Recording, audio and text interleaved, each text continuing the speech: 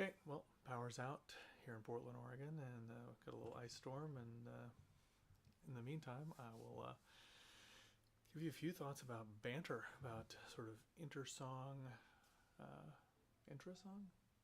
intersong chit chat, the introduction of your next song, etc. So, in no particular order, just off the top of my head. So, I think that generally, from a strategic standpoint, it's a good idea to have a little bit of banter at least, especially for an original artist. As an original artist, you don't have that sort of snap of recognition effect when people are sort of casually listening and then they hear a song that they know and take notice of you. So if you want your audience to be more engaged, if that's appropriate to the venue you're playing, if that's appropriate to the situation, then you do probably want to build some kind of basic rapport with them by talking a little bit. Now, this can very easily, subtly and gently backfire. It can turn the audience against you if you are boring, if you are annoying, if you are not engaging in some way when you talk. Then it may actually make them tune you out more than they would. So you do need to just kind of use some common sense and try to keep it light and interesting, compelling. So the best piece of advice that I heard that applies here was something Norm McDonald once said about jokes, about how he tells jokes, which is that, what he has is he knows the punchline, but the setup, he relaxes and just talks, just talks organically, talks naturally, and just winds his way to where he knows he's going. That has been helpful for me to picture like how I want to introduce songs. Is not that I have like a script that I've memorized, and certainly not that I am without a destination. Like having a fixed point that I'm moving towards, and then sort of just saying what comes to mind to get me there. And that works for whether or not the banter or the introduction is sort of light, if I'm just trying to set the mood or just kind of, get people to kind of like me, and then, gradually over time, cumulatively pay a little more attention if they like me. Or if it's if it's a song that's, in my estimation, more richly experienced, if you understand something about it, but maybe it's a little bit heavier topic. In either event, that's what I try to do, is I have like a punchline or a point that I'm moving towards, and then I just let myself naturally go there and try to keep the pace, keep a good pace towards that destination. So now let me cut away to a few examples. I don't often actually post my live performances with the banter, but there's a handful where I have, in fact, done that for one reason or another. And so let me kind of turn to those and, let's look at them together and kind of react or think about what, the pros and cons of these particular examples might be. And with that strategy in mind, I think knowing that that's my trick, I think you'll definitely hear how I do that once you listen to these. So let's go to the first one.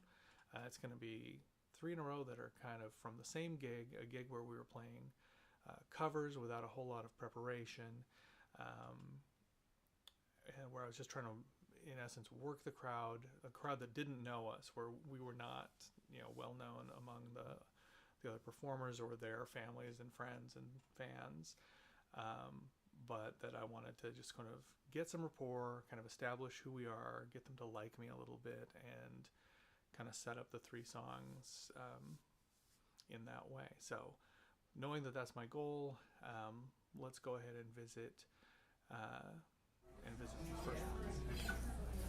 Alrighty. Alright, my name's Cody Weathers, and This is Gene Gaston, my best friend. We're gonna play 3 songs that I don't know how to play. Like Joe, Joe, you're awesome.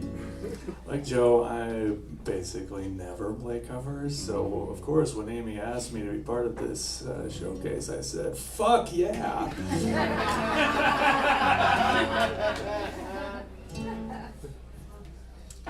This song is called Erase Me. This is a song by someone who my daughter and her contemporaries might like, Lizzie McAlpine. With a hand from Jacob.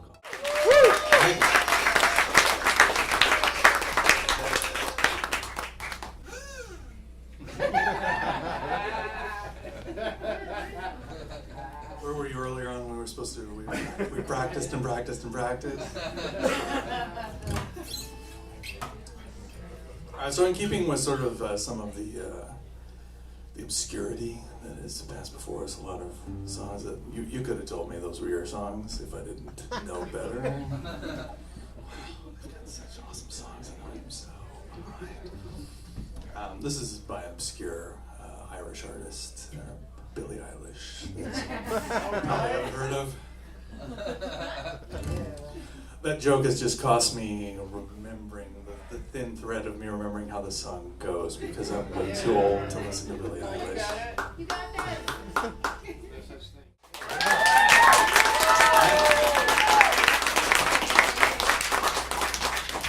So one of the reasons that Gene's my best friend is he calls a lot of bullshit on my part. So now Gene also not only is so I at least knew these songs somewhat, especially this one before. I'd at least heard the songs because I picked them. But Gene's been in Florida, and I just sent him an email and said, here's some songs. We're going to do this thing. They're different ones than the last one. We've never played them before together, because I haven't played them before at all. And Gene hasn't played them all. But, so we're talking, he's like, what order are these going to be in? And then someone was talking about, how actually this showcase has a theme. The theme of songs about love, and he said, bull shit about number 3, Cody. I said, well, and I really like how Joe handled this, because this is another thing I like about Joe, is that in the group thread, Joe just didn't pull any punches. It's kind of in the eye of the beholder, is how that works, the selection process. Even though Amy's real in charge of stuff, and it's probably the last time she'll invite me to do anything. This is a song, but here's how I defended it poorly. But this is how I defended it anyway, was I said, the thing is that there are many things I love in life and many people I love, but one of the things I love the most is music, and one of the things I love the most, that really is my passion, and truly what is inside me that I love is to be up here on this stage and singing this song. And I know there's a bunch of people in the room who feel the same thing, and now is when you're gonna hate me, because this is a song by one of my favorite kind of someone who I used to kind of network with out of the Dallas area, named Darius Holbert, aka Darius TX. This is a song about deciding that maybe you're never gonna make it, and that you have to let go of this thing you love, even though you love it, or that you have to love it in a bittersweet way. Now, I will say Darius has continued for 15 years more since he wrote this song, so it's not the end, but sometimes you just feel, whether it's music or it's a relationship or something else, that it's just like, why do I keep doing this?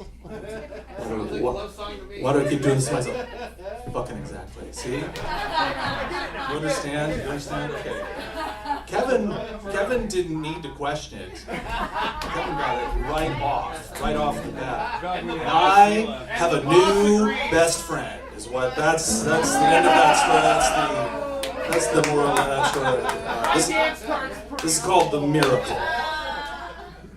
Okay, so with those freshly in mind, just kind of thinking back on that time, there's sort of 3 moments, introducing us, then introduction of the second song, and then and then the third song, which had a little bit more of a like a poignant um, point to it that I wanted to make sure people had in mind, and it's a more obscure song. So with all of them, you can kind of see that, like um, with the first introduction, I'm trying to set up that, I'm trying to play up that, for instance, we don't normally play covers, and that we're not as familiar with these songs, and that we hope it goes well.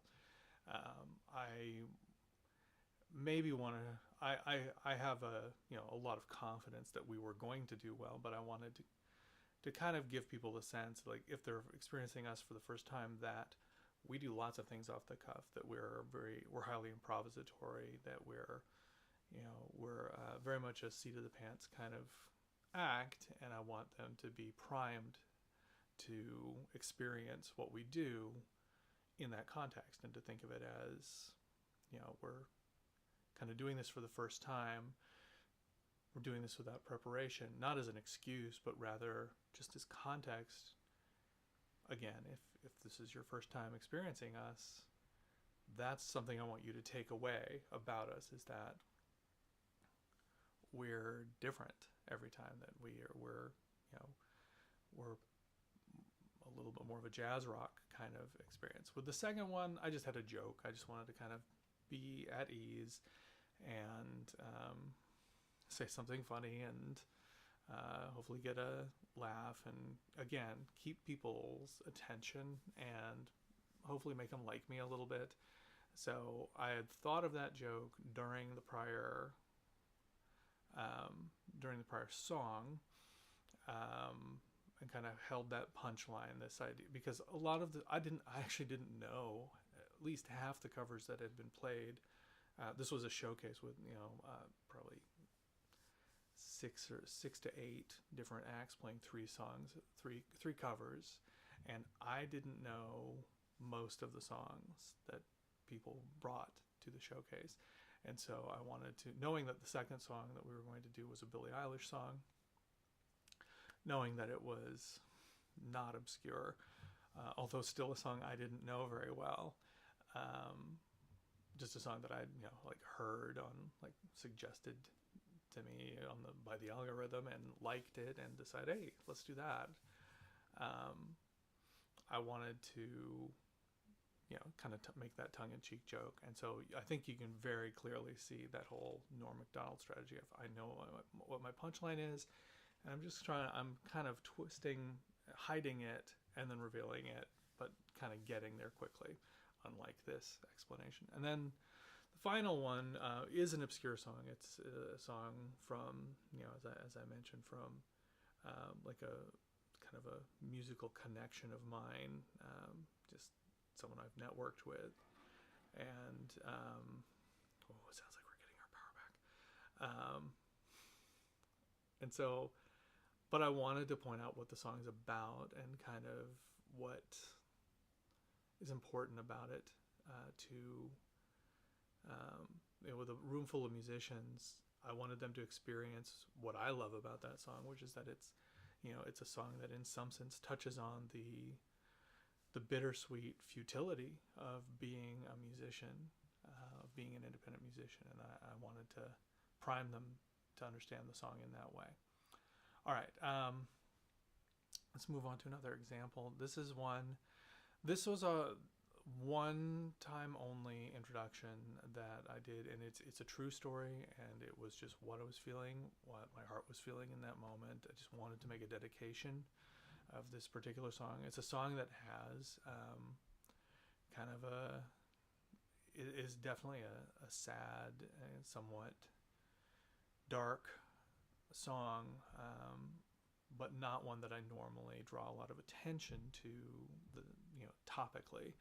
But in that moment, I just wanted to dedicate it to my aunt who had just entered palliative care, and so I knew that I was gonna, my punchline, or my point, I was gonna talk about her. I was gonna just speak from the heart, and then I was gonna be ending with, I had sort of my fixed point that I was moving towards is this phrase of, knowing when to hang them up. And so I think you can hear me move through it, and also that I stumble because I say that phrase along the way, which normally would not be good, not a well-crafted thought. But I think that because it's just organic and because it's just speaking from the heart, it doesn't end up mattering. And I think that in the moment in the room, I could really feel a lot of warmth and love, and people really focusing on what I was saying and feeling it, and I, presumably thinking about how death, how death or loss touches us all, and the ensuing performance. If you, I'll link to these, but if you go and check the performance, like, it was a very moving moment for me to have all these people sharing that really emotional moment with me. So let's check this one out. Yeah, my daughters use Instagram, and they basically tell me, just stop. Stick to Facebook, old man. Well, I don't normally do big song introductions, but I'm going to do this one. I'm going to dedicate this song. So, and I'm not fishing for any sympathy or anything. I just have to say this. So, my aunt, she's had a great life. She's hit a rough patch. She's always been a fighter. And the past few years, she's been through cancer. She's been through renal failure. She's had heart troubles for a long time. And life kind of finally dealt her a blow that she just wasn't going to come back from. So she's made the kind of tough decision to hang him up. So she's off in Wichita tonight, and she's in palliative sedation. And so we're kind of waiting for her peaceful end. This is a song that I don't usually talk about, but this is a song that's kind of about thinking about when it's time to hang them up. It's called The Story, and this goes out to Aunt Woogie. Okay, and so finally I want to look at 3 quick examples. This is, again, like from a single session when I was closing out an open stage I used to run, and it was a really nice night, summer or late summer, maybe. We were outside. It was just a beautiful night, and we'd had a really good turnout, and a lot of people had stayed to the end. It was off screen. There's quite a number of people who were there, and I just wanted to be appreciative and kind of draw the thing to a close, and I just felt confident. And so I start this with an intro that is this is an example. Actually, all 3 of these are punchlines, light in tone intros that I use for 3 songs I regularly play that I'll do theme and variations, but I have these punchlines in mind already. So when I feel like I want to introduce the song Catnip, I will use this punchline it's about the little crush you have on me, to kind of set the tone of this very tongue-in-cheek song about feeling a little full of myself. And that's an example of an intro. All 3 of these are examples of intros where I've sort of workshopped them live, settled on them because they tend to work, tend to do the job. I can get there quickly. I can have a little fun with it. I can change it a little bit each time. So the 3 punchlines are, for Catnip, it's what I'm working towards is, this is a song about the little crush you have on me. And then for Perfect Love, it's the punchline is that this is being a song about being a dad, sort of establishing that context, and then remarking that my daughters hate this song. And I often, for instance, will just linger on the H of hate because that's kind of a funny thing to do, or it sounds funny. And it kind of lets, just for a second, gets people guessing what I'm about to say, and then they probably guessed wrong, which is just, I don't know, I've observed that often gets a laugh, which is what I'm going for. I want to set the time, I want to kind of establish what the song's about, and then also kind of be a little bit self-deprecating, a little goofy about it. And then finally, with We Just Say, because it's in French, I want to let people know that there is, I mean, it's in a mix of French and English, but I want to let them know that there is some French, and I have two versions of the punchline, and this is one of the rare occasions where it didn't go the way it almost always goes. So I usually say, the punchline is, does anyone, quick show of hands, does anyone here speak fluent French? And there will be nobody. Nobody will raise their hand because, number one, nobody wants to participate, and number two, probably nobody would qualify themselves as speaking fluent French.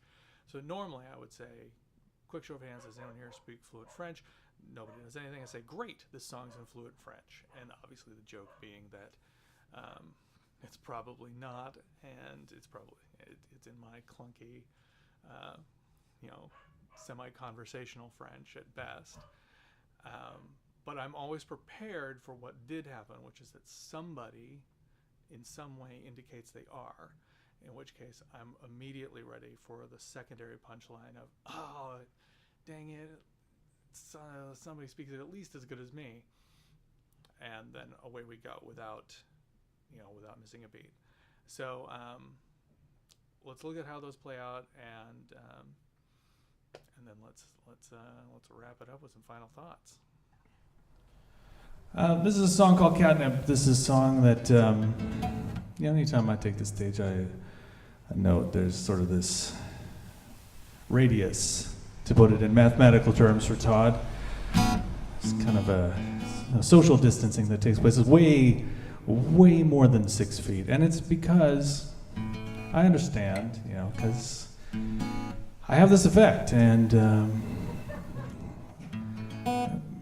people they get nervous. They get too close. It's hard. It's hard to be in the presence of someone you have a big crush on, and I understand. So this is a little song I wrote about that, just about your feelings, your crush on me, and so here we go. It's called Catnip.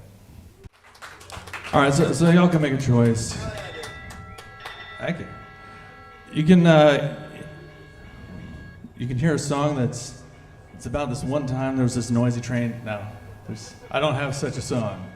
I wish I did have such a song, but I do not.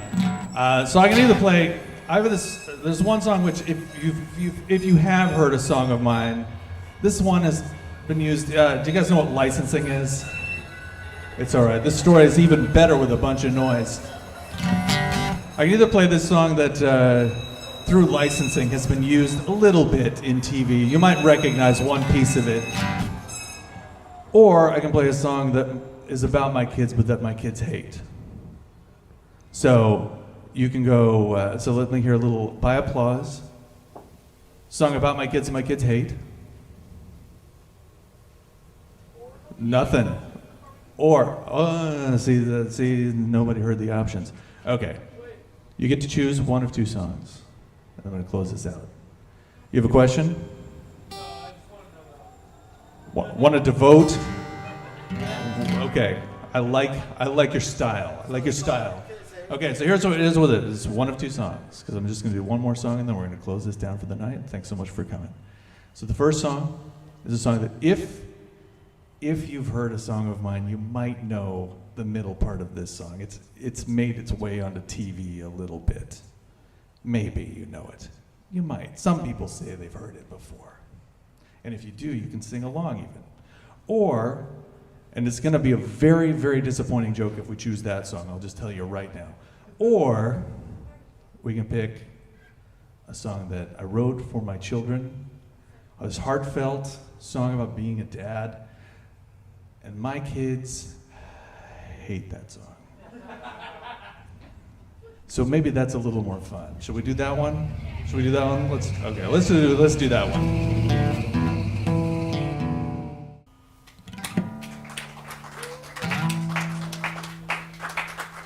All right. thank you so much. Thanks to everyone who played tonight, everyone who told jokes tonight, everyone who came out tonight. I'll take that over the Volvo any freaking day of the week. That's what I'll take. All right, thanks so much, everybody. See you next week. I think that one song you didn't do, you should do. I could be persuaded if everyone's in on it. Yeah. You said if I should See, now here's the thing, Todd. You're supposed to leave them wanting more because first is, I know full well, my band had an intervention. They said, don't keep introducing that song that way. It doesn't make sense, and then everyone thinks it's real, and then you get to the middle and like, oh, that's disappointing and dumb, and I think a lot less of that guy. And we have to stand here next to you while you do that. So I said, all right, because I don't want to lose them.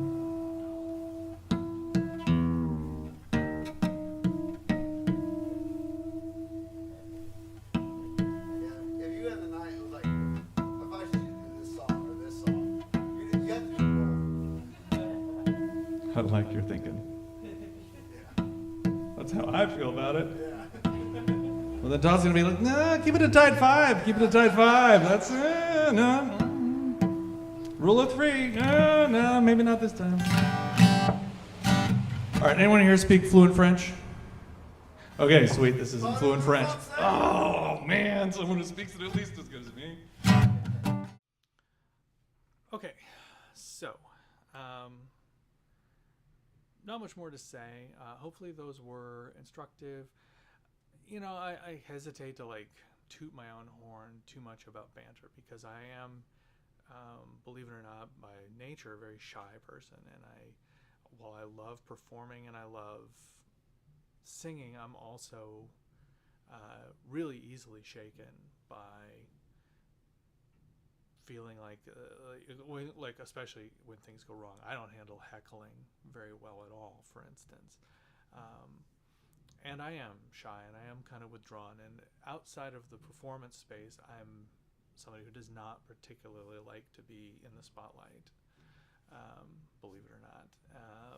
And I think that's actually common to a lot of performers. Ironically, have kind of a similar